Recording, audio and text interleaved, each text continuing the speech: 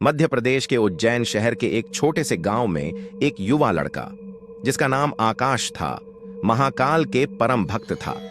आकाश का जीवन सादगी और श्रद्धा से भरा हुआ था। वह रोज भोर में उठकर महाकाल मंदिर जाता, वहां शिवलिंग पर जल चढ़ाता और घंटों तक प्रार्थना करता। उसका विश्वास था कि महाकाल उसके हर दुख और संकट का हल देंगे। आकाश गरीब परिवार से था। उसके पिता एक किसान थे और मां गृहिणी। उनका गुजारा खेती से होता था, लेकिन पिछले 3 सालों से गांव में बारिश न होने की वजह से फसलें सूख चुकी थीं। परिवार को कई बार भूखा भी सोना पड़ता था, लेकिन आकाश की श्रद्धा में कभी कमी नहीं आई। वह मानता था कि महाकाल हर कठिनाई का समाधान करेंगे। एक दिन गांव में खबर फैली कि एक बड़े व्यापारी ने किसानों की जमीन खरीदने का प्रस्ताव दिया है। व्यापारी ने वादा किया कि वह जमीन के बदले अच्छा मुआवजा देगा। कई किसानों ने अपनी जमीन बेच दी, लेकिन आकाश के पिता ने यह प्रस्ताव ठुकरा दिया। वे मानते थे कि जमीन उनके पूर्वजों की धरोहर है और इसे बेचना पाप होगा। इस निर्णय से आकाश का परिवार और भी कठिनाई में आ गया। कई बार पड़ोसियों ने भी सलाह दी कि वे अपनी जमीन बेच दें, लेकिन आकाश ने अपने पिता को सहारा देते हुए कहा, पिताजी, महाकाल पर भरोसा रखें, हम उनकी शरण में हैं, वह हमें कभी निराश नहीं करेंगे। एक दिन गांव में एक बड़ी विपत्ति आई। व्यापारी ने जमीन खरीदने के लिए कुछ गुंडों को भेज दिया। उन्होंने किसानों को धमकी दी कि यदि वे अपनी जमीन नहीं बेचते तो उन्हें गंभीर परिणाम भुगतने होंगे। आकाश के पिता को भी धमकियां मिली। गांव वाले डरे हुए थे। सभी ने आकाश से कहा, तुम तो महाकाल के भक्त हो, कुछ करो, महाकाल से प्रार्थना करो कि हमें इस विपत्ति से बचाएं। आकाश ने ठान लिया कि वह महाकाल से अपनी शक्ति मांगेगा।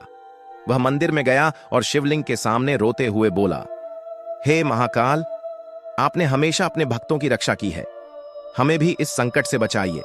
यह जमीन हमारे पूर्वजों की देन है, मैं आपका आशीर्वाद मांगता हूं। उस रात आकाश ने सपना देखा। महाकाल स्वयं उसके सामने प्रकट हुए और बोले, वत्स, संकट बड़ा है, लेकिन तुम्हारी भक्ति मुझे यहां खींच लाई है। याद रखो, सत्य और धर्म के मार्ग पर चलने वाले को कभी हार नहीं होती। सुबह उठकर गांव के कुएं के पास जाओ, वहां तुम्हें समाधान मिलेगा। सुबह होते ही आकाश ने सपने के बारे में अपने माता पिता और गांव वालों को बताया।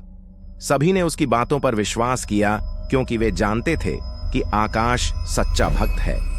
आकाश और गांव के लोग कुएं के पास पहुंचे। वहां उन्हें एक पुराना लोहे का संदूक मिला। संदूक को खोलने पर उसमें एक ताम्रपत्र, कॉपर प्लेट निकला, जिस पर लिखा था, यह जमीन महाकाल के भक्तों की है। इसे कोई भी हड़पने की कोशिश करेगा तो उसे महाकाल का प्रकोप झेलना होगा। यह ताम्रपत्र वर्षों पुराना था और गांव के पूर्वजों ने इसे संरक्षित रखा था। गांव वालों ने इस ताम्रपत्र को देखा तो उन्हें महाकाल की शक्ति पर और भी विश्वास हो गया। आकाश और गांव वालों ने इस ताम्रपत्र को लेकर सीधे जिले के प्रशासनिक अधिकारी के पास गए। उन्होंने अपनी समस्या बताई और ताम्रपत्र दिखाया। अधिकारियों ने उस ताम्रपत्र की प्रामाणिकता की जांच की और पाया कि वह असली था। इसके बाद प्रशासन ने व्यापारी और उसके गुंडों के खिलाफ सख्त कार्रवाई की। व्यापारी को गांव छोड़कर भागना पड़ा।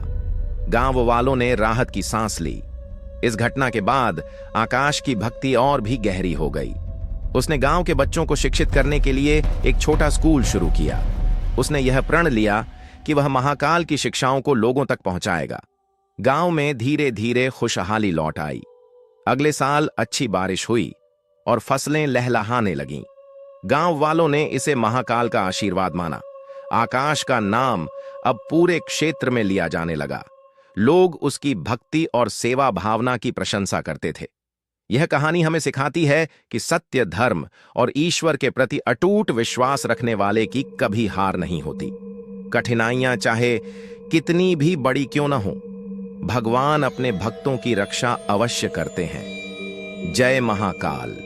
यदि आपको हमारी यह वीडियो पसंद आई हो तो आप हमारे चैनल को लाइक करें, सब्सक्राइब करें, कमेंट करें और कमेंट में जय महाकाल जरूर लिखें, जिससे आपको भगवान शिव का आशीर्वाद सदा मिलता रहे।